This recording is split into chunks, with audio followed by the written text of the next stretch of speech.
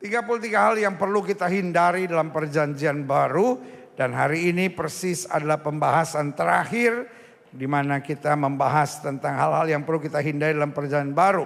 Berarti sudah 33 minggu kita belajar bahwa mencintai Yesus bukan hanya melakukan apa yang Yesus suka, tapi mencintai Yesus juga berani meninggalkan apa yang Yesus gak suka. Sama-sama bilang sama saya, mencintai Yesus juga berani meninggalkan yang Yesus gak suka. Amin. Berani meninggalkan yang Yesus gak suka. Haleluya. Dan hal yang ke-33 yang Yesus gak suka, yaitu kalau kita mencari kepentingan sendiri. Sama-sama bilang, Yesus gak suka kalau saya mencari kepentingan sendiri. Karena saya percaya hidup ini Tuhan punya tujuan.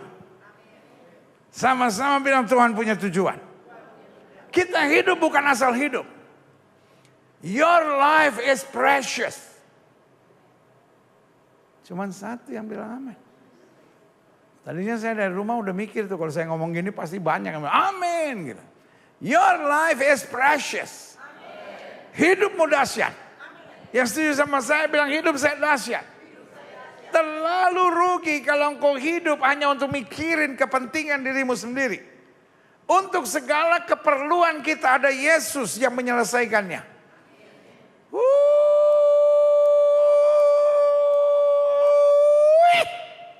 Sama-sama bilang untuk keperluan saya. Ada Yesus yang mikirin. Ada Yesus yang cukupin. Ada Yesus yang selesaikan. We are here. Kita ada di muka bumi bukan mikirin diri sendiri. Kita ada di muka bumi to be blessing. Sama-sama bilang saya harus jadi berkat. Mentalitas itu yang perlu ada di dalam diri setiap orang percaya. Your life is precious. Kalau perlu setiap pagi saudara bangun waktu gosok gigi. Saudara bangun pagi gosok gigi enggak? Kali ada yang enggak. Kalau saudara bangun pagi gosok gigi, tatap cermin dan bilang my life is precious. Terlalu rugi kalau hidup kita hanya untuk mencari kepentingan kita sendiri. Untuk kita ada yang mikirin, ada yang cukupin, ada yang selesaikan semuanya, itulah Yesus. Siapa yang percaya sama saya? Sama-sama bilang Yesus yang selesaikan. Amin. Karena kita tahu my life is done. Segala sesuatu yang tentang kita Yesus yang selesaikan. Berarti sekarang bagaimana hidup kita menggenapi rancangan-rancangan Tuhan yang luar biasa. Amin. Sama-sama bilang hidup saya harus berarti buat orang lain. Nah ini yang kita mau belajar hari ini. Buka Alkitab kita sama-sama. Filipi pasal 2 ayat 4-11.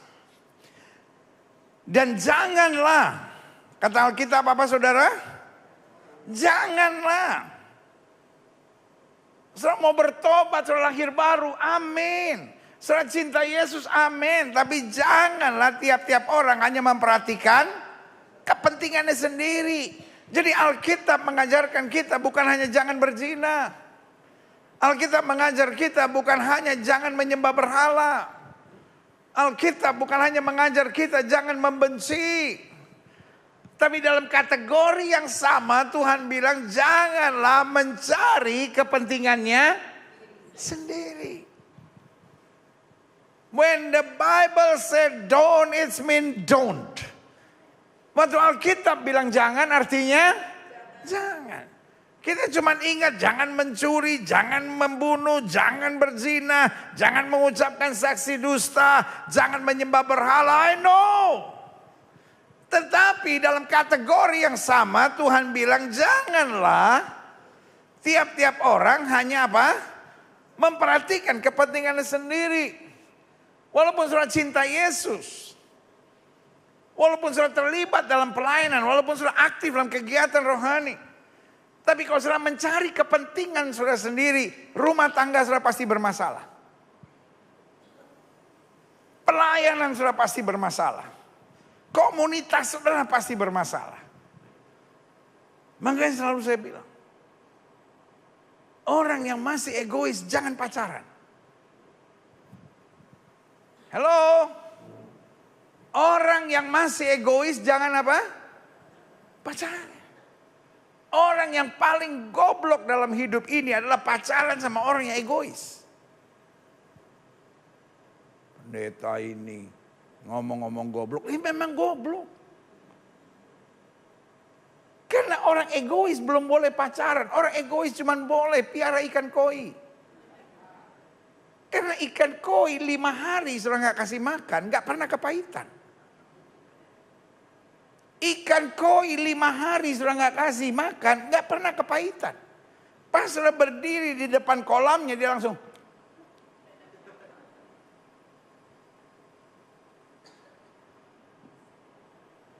Tapi kalau pacar lu 5 hari lu gak telepon, emosi dia. Ngerti gak maksud saya? Yang paling mengerikan adalah orang yang masih egois sudah mulai pacaran. Sebagian sudah menantang saya dan bilang, nah kalau suami saya yang egois, ya bego lu sendiri, kenapa lu terima dari dulu ya kan? Kalau istri saya egois, ya kan dari dulu udah tahu ya kan? Makanya ayat ini bilang apa? Janganlah, apa saudara? Tiap-tiap orang hanya memperhatikan kepentingannya sendiri. Tapi yang paling penting kepentingan apa? Orang lain juga. Ayat 5. Hendaklah kamu dalam hidupmu bersama menaruh pikiran dan perasaan yang terdapat juga dalam Kristus Yesus. Paulus bilang kami memiliki pikiran Kristus. Yesus bukan hanya saya percaya. Sama-sama bilang sama saya, Yesus bukan hanya perlu saya percaya. Tapi Yesus juga perlu saya teladani. Amin. Sama-sama bilang Yesus bukan hanya perlu saya percaya. Tapi Yesus perlu saya teladani. Saudara-saudara yang ada di rumah ketik live chat saudara, Yesus bukan hanya perlu saya percaya, Yesus perlu saya teladani. Di hari Minggu Palem ini, 1 minggu ke depan, kita sedang menghadapi masa-masa penting, Minggu Suci Paskah atau Minggu Sengsara Kristus. Apa yang kita renungkan di Minggu Sengsara Kristus bukan hanya apa yang Yesus buat saya.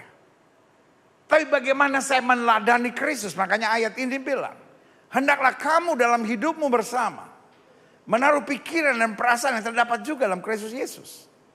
Yang walaupun dalam rupa Allah, yang artinya begitu tinggi, dahsyat, luhur dan mulia, tidak menganggap kesetaraan dengan Allah sebagai milik yang harus dipertahankan. Bahasa sehari-hari sekarang bilang nggak jaiman gitu. Nggak apa saudara? Nggak jaiman gitu. Sebagai milik yang harus dipertahankan, ayat yang ke-7. Melainkan telah mengosongkan dirinya sendiri dan mengambil rupa seorang hamba dan menjadi sama dengan manusia. Yesus aja mau jadi sama dengan manusia. Banyak manusia sekarang pengen jadi sama kayak Tuhan. Pak, jangan main Tuhan-Tuhanan Pak. Bu, jangan main Tuhan-Tuhanan Bu. Kan ada orang yang suka ngomong gitu. Kalau saya udah ngomong, langit dan bumi boleh lenyap, kalimat saya tidak pernah berubah. Ih, main Tuhan-Tuhanan. Ada orang yang gak pernah merasa salah gitu. Kalau ditegur emosi, kalau ditegur ngotot. Pak, kau lagi main Tuhan-Tuhanan kah? Kristus Allah menjadi sama dengan manusia. Mengambil rupa seorang hamba. Berarti orang yang mencintai Yesus menyadari dirinya hanya hamba. Taruh tangan kanan saudara di dada bilang saya hanya hamba. Apa artinya hamba? To serve. Apa artinya hamba? Melayani. Sama-sama bilang saya harus melayani. Sama-sama bilang saya harus melayani. Kalau jiwa kita jiwa melayani, yang pertama kita gak gampang tersinggung. Kalau jiwa kita jiwa melayani, kita gak gampang merasa tertekan. Kalau jiwa kita jiwa melayani, kita gak gampang merasa stres. Yang stres itu bos. Bu, kalau ibu bilang sama saya, aduh pendeta saya stres. Baik bos. Kalau bapak bilang, aduh pendeta saya stres banget. Karena lu pikir lu bos. Tapi kalau kita pikir kita hamba, pokoknya hamba itu disuruh apapun kerjain. Gak usah mikirin. Kalau gak bisa lapor. Pak saya gak bisa. Saya udah buat yang terbaik. Nanti siapa yang mikirin? Dia yang mikirin. Bos yang mikirin gimana caranya supaya ini bisa tercapai. Oh dia gak mampu karena cuma satu orang. Kalau gitu gua tambah 2 orang lagi. Ngerti gak? Makanya selalu saya bilang. Tidak ada kopral tolol, yang ada jenderal bego, saudara. Hari ini saya cuma mau bilang sama saudara. Kalau saudara apa-apa stres, apa-apa panik, apa-apa bingung. Kayaknya lu udah main bos-bosan deh. Kayaknya lu udah main Tuhan-Tuhanan deh. Tapi kalau kita hanya hamba, hal yang kita bisa kerjakan, kita kerjakan. Hal yang kita gak bisa kerjakan, kita serahkan pada Tuhan. Sebab dia segala-galanya buat kita. Katakan amin. Sama-sama bilang, saya hanya hamba. Saya gak mau stres lagi. Amin. Kita hanya hamba. Yang stres itu siapa? Bos. Jadi karena kita hanya hamba, kita hanya ikut. Hal-hal yang kita gak mampu, kita bilang Tuhan aku gak sanggup. Tuhan yang akan kuatkan kita. Yang sudah katakan amin. Dan dalam keadaan sebagai manusia, ia telah merendahkan dirinya. Sama-sama bilang sama saya, merendahkan diri. Taat sampai mati. Bahkan sampai mati di atas kayu salib. Itulah sebabnya. Karena ketaatannya. Karena kesungguhannya. Karena komitmennya. Allah sangat meninggikan dia dan mengaruniakan kepadanya nama di atas segala nama. Klik. Supaya dalam nama Yesus bertekuk lutut segala yang ada di langit dan yang ada di atas bumi dan yang ada di bawah bumi. Bagian terakhir ayat 11 kita baca sama-sama 1, 2, 3. Dan segala lidah mengaku Yesus Kristus adalah Tuhan bagi kemuliaan Allah Bapa.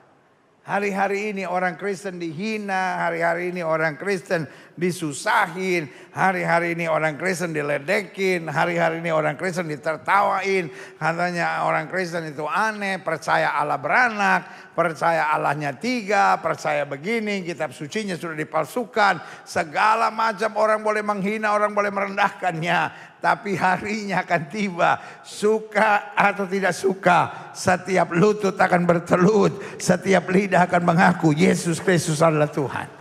Amin. Sama-sama bilang apapun yang terjadi, saya akan setia.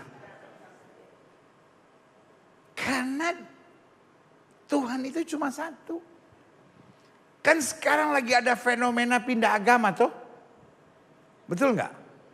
Ya kan, hari-hari lagi ada fenomena apa? Pindah agama.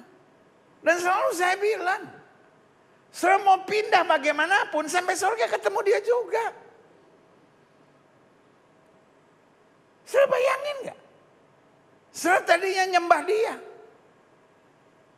Terus saya ninggalin dia. Pas sampai di surga, ya dia. Tuhan, saya kan dulu masuk glow. Ditempel sama Petrus kan dulu.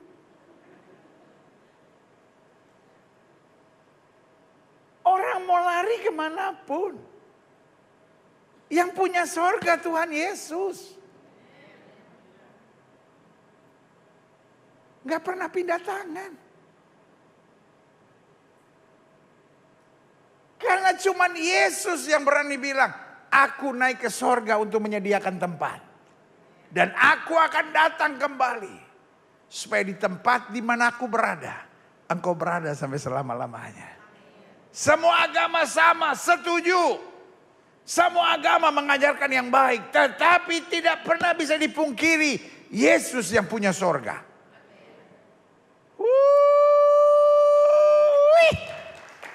Orang tanya sama saya, bagaimana dengan fenomena pindah agama? Saya bilang gak apa-apa.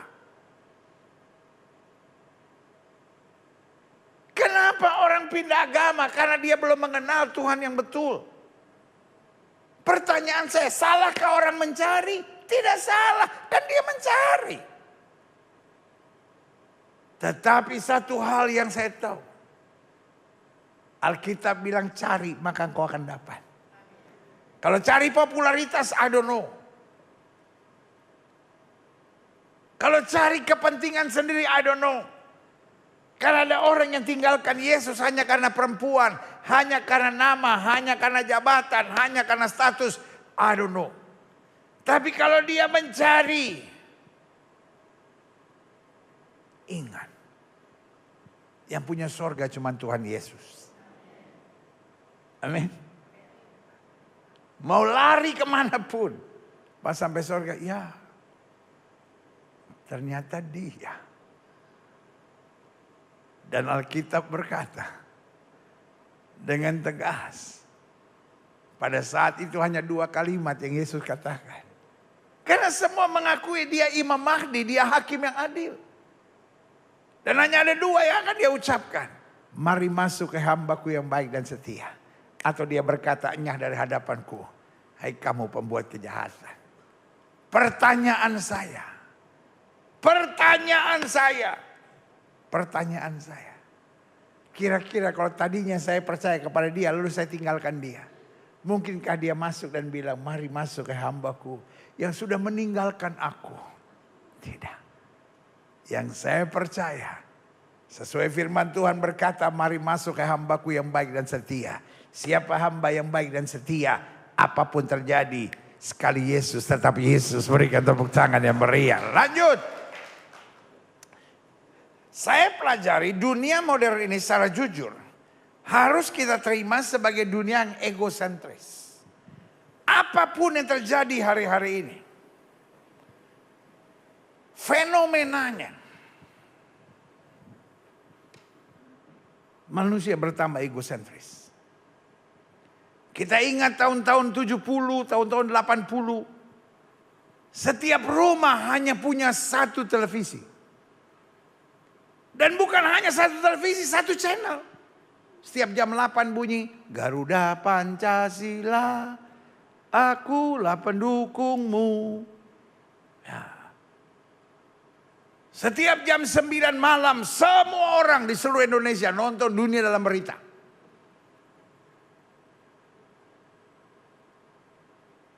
Menjelang Lebaran, semua orang nonton almarhum Titiek Puspa. Begitu? Dimanapun pembicaraan semua sama. Tapi sekarang 1 rumah, TV-nya banyak. TV dinyalain, anak nonton, lain lagi. Setiap orang hanya mikirin dirinya sendiri. Tapi di tengah dunia makin memikirkan diri sendiri, anak Tuhan tetap harus jadi berkat. Amin. Bu, suamimu tambah egois nggak, Bu?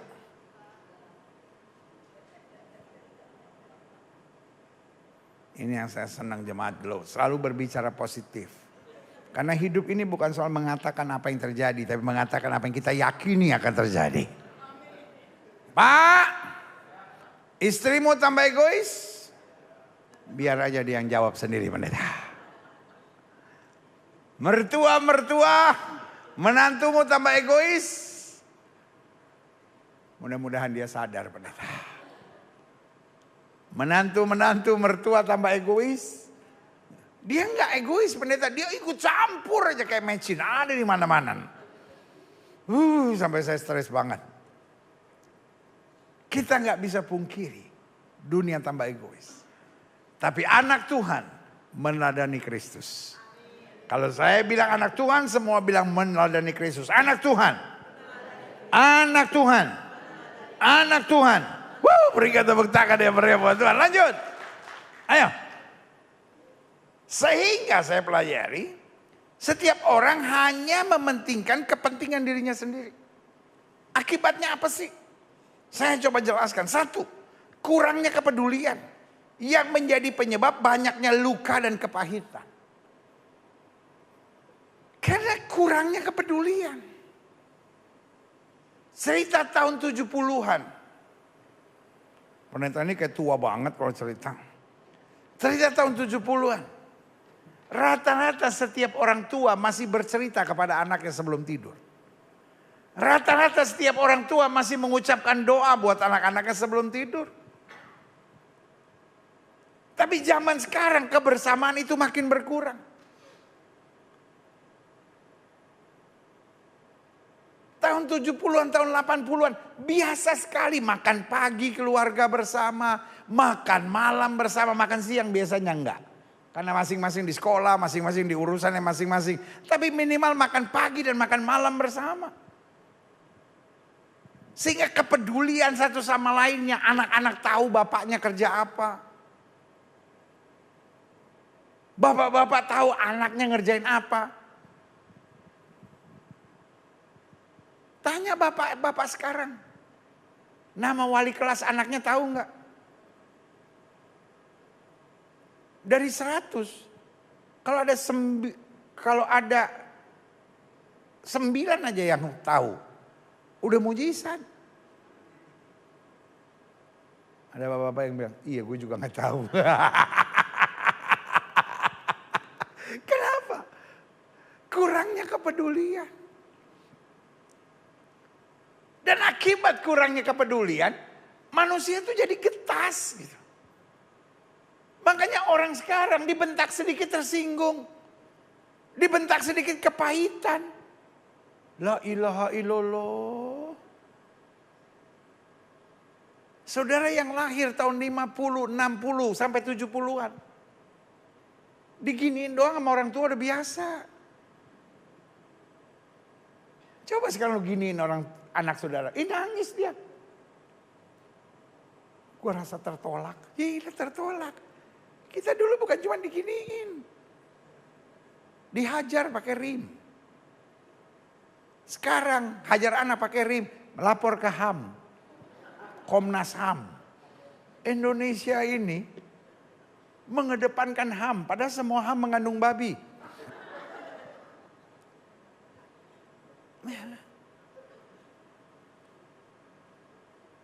Makanya terlalu banyak luka. Mari kita bangun hidup kita kembali dengan kasih dan kepedulian. Karena kita bukan hanya orang yang memikirkan kepentingan diri kita sendiri. Suami, pikirkanlah apa yang dibutuhkan istrimu. Istri, pikirkanlah apa yang dibutuhkan suamimu. Kita jaga keluarga kita jaga kehidupan kita dari melukai dan menyakiti. Karena kita ada untuk membalut dan menghadirkan damai Kristus. Berikan tepuk tangan yang meriah. Yang kedua, cenderung mudahnya kerusakan hubungan. Karena orang sekarang pikirannya pendek. Merasa nggak nyaman sedikit gitu, merasa tersinggung, merasa kecewa. Ya udah. Makanya sulit sekali hari ini mempertahankan hubungan. Nggak usah jauh-jauh. Tahun 70-an, tahun 80-an. Pembantu kerja di rumah orang. Itu 7 tahun, 8 tahun, 9 tahun, 10 tahun itu biasa.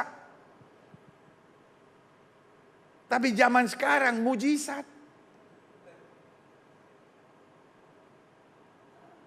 Begitupun dalam rumah tangga. Orang sekarang baru menikah 3 tahun, 4 tahun, ribut. Zaman dulu 3 tahun, 4 tahun itu lagi bagus-bagusnya saudara-saudara. Makanya orang dulu anaknya 10, maghrib jadi 1, maghrib jadi 1. Zaman sekarang terbalik, nggak nikah jadi. Jadi gubernur atau jadi apa saya nggak tahu lah pokoknya. Zaman sekarang begitu, malah yang nggak nikah yang jadi. Saudara lihat gak fenomena? Orang sekarang nikah gak mau punya anak. Kan dulu dibilang dunia akan tambah penuh. Kenyataannya lama-lama dunia tambah kosong. Setuju gak saudara? Yang pertama, berapa persen kaum LGBT? LGBT bisa punya anak tapi gak pernah ngelahirin. Mujizat dari mana saya juga gak ngerti itu. Kan orang LGBT bisa punya anak kan? Tetapi gak pernah melahirkan, saudara. Jadi bayangkan komunitas LGBT yang pasti tidak pernah beranak cucu. Dia mati habis keturunan LGBT. Yang kedua, ada kelompok-kelompok free child. Nggak mau punya anak. Padahal di negeri-negeri tertentu yang melahirkannya ditanggung pemerintah.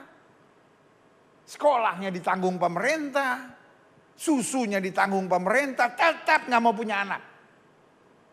Free child. Mendingan piara anjing.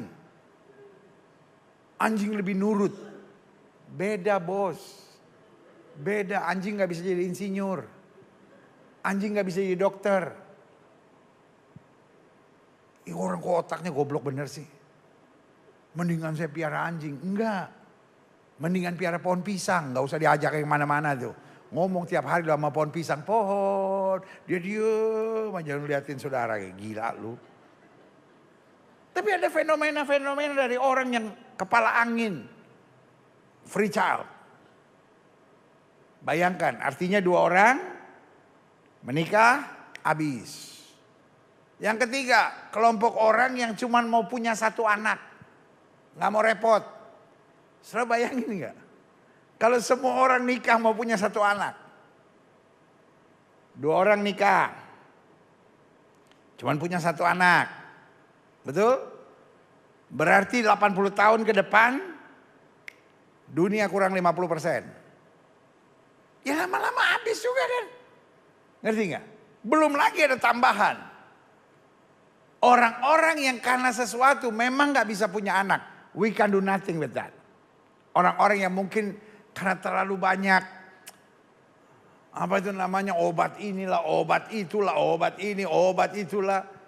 Belum nikah udah minum pil KB, belum nikah udah minum pil KB, lama-lama malaikat bilang udah gue kunci bener lah lu, aneh-aneh aja lu. Ya toh? Orang yang kebanyakan urusan-urusan kimiawi, orang-orang yang kebanyakan urusan-urusan aneh-aneh lah, akhirnya gak bisa punya anak. Jadi bisa bayangkan persoalan dunia ini akan tambah kompleks. Tapi anak-anak Tuhan gak cuma mikirin diri sendiri. Anak-anak Tuhan pikir masa depan. Makanya selalu saya bilang. Anak Tuhan minimal punya anak 3. Dia 2 orang. Anggaplah di lingkungan LGBT 1. Nah minimal dia jadi berkat. Karena Alkitab bilang anak cucu orang benar akan meminta-minta roti. Ini hanya yang baru menikah ya. Om tante yang sudah menikah 40 tahun gak usah besok bisa punya anak lagi, gak usah. Please. Saya gak mau lihat yang udah 50 tahun tiba-tiba pendeta haleluya sesuai dengan nyanyi. Gak usah. Apalagi oma-oma umur 72 gitu. Ini haleluya, hamil lagi dong doain. Saya udah telat 2 bulan. Telat apa oma? Jadi cenderung mudahnya kerusakan hubungan. Karena orang udah gak mau tanggung jawab. Orang gak mau susah dalam hidup ini sekarang ini. Tapi saya percaya anak Tuhan siap susah. Karena kita harus siap pikul salib. Siap susah ini bukan hanya harus miskin. Tapi siap menjalankan tanggung jawab demi kemuliaan dan rencana Tuhan. Berikan tepuk tangan yang merepot Tuhan. Yang ketiga. Setiap orang hanya memikirkan kepentingan dirinya sendiri. Akibatnya cenderung mudahnya apa? Terserang fenomena kesepian. Karena cuma mikirin dirinya sendiri. Si ini gak beres, si ini gak bener, si ini gak beres, si ini gak bener.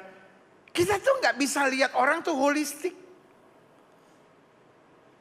Jadi di dalam diri orang, misalnya orang itu 100%. Ada 3% aja kesalahannya.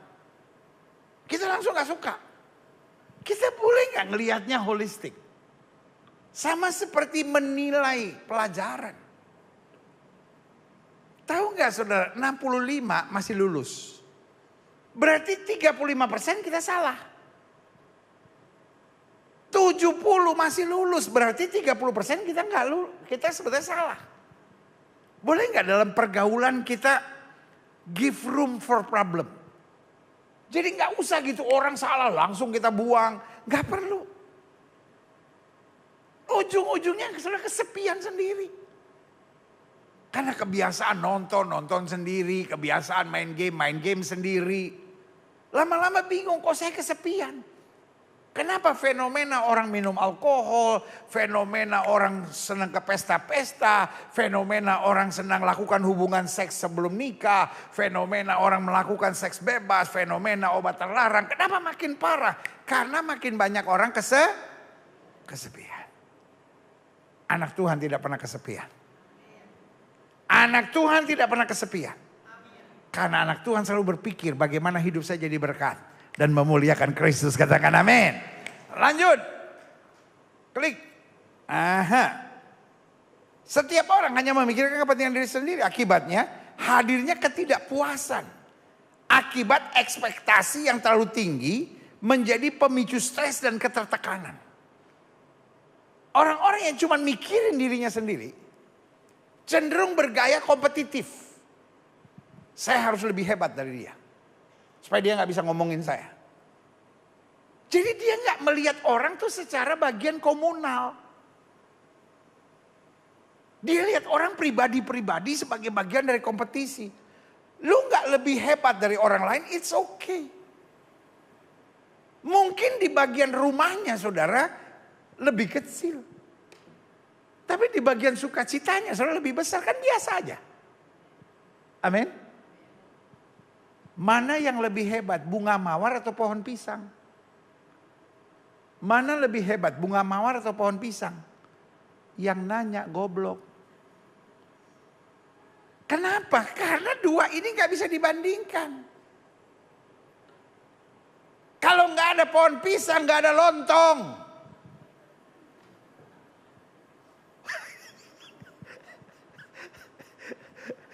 Ngerti gak? Pohon pisang gunanya lain. Mawar gunanya lain. Hidup ini gak bisa apapun kita kompetisikan gitu. Kenapa banyak orang akhirnya stres gitu? Karena dia mau kompetisi sama semua. Tetapi anak Tuhan, yang pertama dia hidup dengan syukur. Yang kedua, dia hidup dengan iman. Dan yang ketiga, dia hidup dengan keyakinan bahwa Allah selalu melakukan yang terbaik bagi hidupnya. Berikan tepuk tangan yang meriah. Lanjut.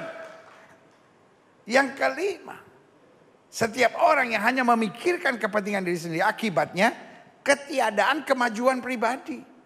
Yang disebabkan penolakan untuk menerima masukan-masukan yang berarti. Orang tuh kalau jiwanya egois gitu. Dia tuh nyaman sama dirinya sendiri gitu. Dia gak bisa terima kritik orang. Siapa lu? Dia gak bisa terima masukan orang lain. Makanya Paulus bilang, apakah dengan memberitahu dengan terus terang kepadamu, aku menjadi musuhmu? Nah ini yang terjadi banyak orang. Hari ini saya cuma mau bilang sama saudara. Hidup jangan mencari kepentingan diri kita sendiri. Hidup Kristen jelas. Cari dahulu kerajaan Allah serta kebenarannya. Maka semuanya akan ditambahkan dalam hidupmu. Berikan tepuk tangan yang meriah buat Tuhan. Sebagai penutup, saya jelaskan begini. Peristiwa kematian dan kebangkitan Kristus adalah pemantik, adalah pemicu. Agar kita tidak mencari kepentingan diri sendiri. Makanya Alkitab bilang, seperti pikiran dan perasaan yang terdapat dalam Kristus. Di hari Minggu Palma ini, tinggal 1 minggu kita merayakan Jumat Agung dan Paskah. Pertanyaan saya, apakah kita mau tetap jadi orang egois? Apakah kita mau jadi orang yang tetap memikirkan diri kita sendiri dan mengharapkan semua orang mengerti kita? Saya catat ada 4 jawaban di sini. 1, mari kita berani mengosongkan diri. Karena tanpa siap mengosongkan diri kita pasti gagal untuk sabar. Kita pasti gagal untuk mengalah. Kita pasti gagal untuk apa? Merendahkan diri. Coba lihat ayat ini. Klik. Filipi 2 ayat 5-7. Hendaklah kamu dalam hidupmu bersama. Menaruh pikiran dan perasaan yang terdapat juga dalam Kristus Yesus.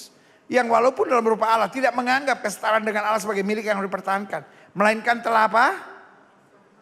Makanya Paulus bilang aku ada sebagaimana aku ada karena anugerah. Mengambil rupa seorang hamba dan menjadi sama dengan manusia. Klik. Aha. Jadi jelas ya.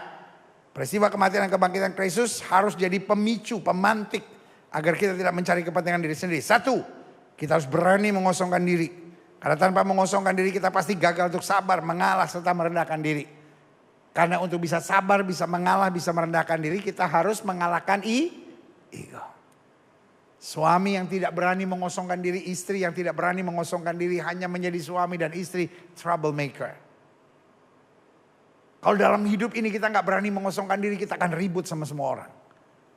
Tapi kalau kita berani mengosongkan diri kita akan jadi berkat buat banyak orang. Amin.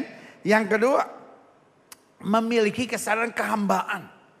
Siap diperintah, siap membahagiakan, siap menghadapi hal-hal yang tidak menyenangkan. Misalnya saudara panggil hamba gak terlalu sama pembantu. Karena pembantu adalah helper, hamba adalah servant gitu. Benar-benar pembantu betul. Seorang yang bisa disuruh-suruh gitu. Tapi saudaraku yang kasih dalam Tuhan. Kalau saudara bilang sama pembantu saudara, aduh kamu gimana sih? Pernah gak pembantu bilang, Nyonya negur boleh, caranya gak usah gitu. Jaga mulut, sekali lagi begitu. Saya pecat Nyonya jadi Nyonya. Bisa gak gitu? Seorang hamba lebih belajar untuk memahami. Dalam hidup saya percaya. Orang-orang hebat belajar memahami. Amin. Yesus belajar memahami. Makanya di Taman Getsemani doanya biar bukan kehendakku yang jadi melainkan kehendakmu yang terjadi. Yesus belajar memahami karena itu dia berkata apa? Bapa ampunilah mereka. Sebab mereka tidak tahu apa yang mereka perbuat. Yesus belajar memahami Thomas yang ragu. Dia yang datangi Thomas. Dan dia berkata, lihatlah luka yang ada di telapak tanganku dan luka yang ada di lambungku. Cucukkan jarimu ke lubang bekas pakuku dan jangan tidak percaya lagi. Amin. Klik. Makanya ayat ini bilang, melainkan telah mengosongkan diri sendiri dan mengambil rupa seorang hamba dan menjadi sama dengan manusia. Setiap pagi bangun ingatkan diri saudara sendiri, saya adalah hamba Tuhan. Saya harus melayani. Saya harus melakukan yang Kristus kehendaki. 3. Peristiwa kematian dan kebangkitan Kristus adalah pemantik, pemicu agar kita tidak mencari kepentingan diri sendiri. Tapi memiliki komitmen ketaatan. Membuang mental apa yang akan saya dapat. Kenapa kita nggak bisa taat? Kita selalu sibuk. Saya ini ngalah-ngalah terus dapatnya apa? Saya tuh melayani dapatnya apa? Saya mengembalikan perpuluhan milik Allah tuh saya dapatnya apa? Saya tuh terlibat dalam pelayanan tuh saya dapatnya apa? Saya tiap pagi doa baca Alkitab tuh saya dapatnya apa? Saya serving my husband, saya serving my wife, terus dapatnya apa? Saya mendidik anak-anak saya, terus saya dapatnya apa? Hidup bukan soal dapatnya apa. Hidup soal ketaatan. Taat itu sendiri bukti engkau hebat. Sama-sama bilang sama saya, taat bukti engkau hebat. Sama-sama bilang sama saya, taat bukti engkau hebat. Orang-orang taat ujung-ujungnya akan bersorak. Amin. Orang-orang taat perjalanannya memang berat. Beda sama orang-orang yang mau seenaknya. Orang-orang yang mau seenaknya awalnya kelihatannya senang, ujung-ujungnya hanya kegagalan. Sama-sama bilang sama saya memilih untuk taat. Saya nggak perlu tahu apa yang di depan saya, tapi saya tahu kalau saya taat, janji-janji Tuhan tergenapi dalam hidup saya. Katakan amin. Klik. Filipi 2 ayat yang ke-8. Dan dalam keadaan sebagai manusia, Ia telah merendahkan diri dan taat sampai mati, bahkan di kayu salib. Ketaatan itu nggak perlu pikir what do I get. Ketaatan tidak perlu memikirkan apa yang kemudian saya akan dapat. Tapi ketaatan saya jalankan dulu bagian saya. Karena saya tahu yang menyuruh saya untuk taat adalah Tuhan yang tidak pernah mengecewakan saya. Soal taat itu bukan soal apa yang saya dapat. Soal taat, soal saya percaya siapa yang suruh saya. Saya bukan taat ikut dunia, saudara-saudara. Saya bukan taat ikut orang di sekitar saya. Saya taat ikut Yesus Kristus Tuhan yang luar biasa. Sama-sama bilang saya taat ikut Yesus yang luar biasa. Amin. Yang terakhir, saya undang pemain musik maju ke depan. Klik. Peristiwa kematian dan kebangkitan Kristus adalah pemantik pemicu agar kita tidak mencari kepentingan di sini. 1, berani mengosongkan diri. Tanpa mengosongkan diri kita pasti gagal untuk sabar, mengalah serta merendahkan diri. 2, memiliki kesadaran kehambaan, siap diperintah dan siap membahagiakan. 3, memiliki komitmen ketaatan, buang mental apa yang akan saya dapat. Dan yang keempat, yang terakhir, kesiapan hati untuk tidak gamang serta lupa diri dalam menghadapi promosi Tuhan. Amin. Karena Alkitab berkata, karena ketaatannya Allah mengaruniakan nama dari segala nama. Di balik kesungguhan kita selalu ada keseriusan Tuhan. Selalu saya bilang, promosi Tuhan bukanlah mujizat. Mungkin kalimat saya mengejutkan sebagian orang, promosi Tuhan bukanlah mujizat. Saya ulangi sekali lagi, promosi Tuhan bukanlah mujizat. Promosi Tuhan adalah hasil ketaatan. Misalnya gini, kalau kamu lulus SD, kamu pasti akan bisa masuk SMP. Lalu sudah lulus SD, bisa masuk SMP, mujizat nggak? Bukan. Itu sesuatu yang otomatis. Promosi Tuhan bukanlah mujizat. Kalau engkau tidak buat apa-apa, jangan harapkan promosi Tuhan. Tapi kalau engkau sudah taat, nggak perlu ketok hatinya Tuhan untuk Tuhan mempromosi saudara. Do your part, and God will do His part. Do your best, and my God will take care about the rest. Waktu saya lakukan bagian saya, Tuhan menyelesaikan segalanya. Hidup Kristen bukan hidup yang penuh dengan tanda tanya. Hidup Kristen bukan hidup yang penuh dengan rasa khawatir. Aduh nanti gimana ya. Pokoknya saya lakukan bagian saya. Jumat Agung dan Paskah sudah bukti buat kita. Bahwa Dia menyelesaikan segala sesuatu yang tidak bisa kita selesaikan.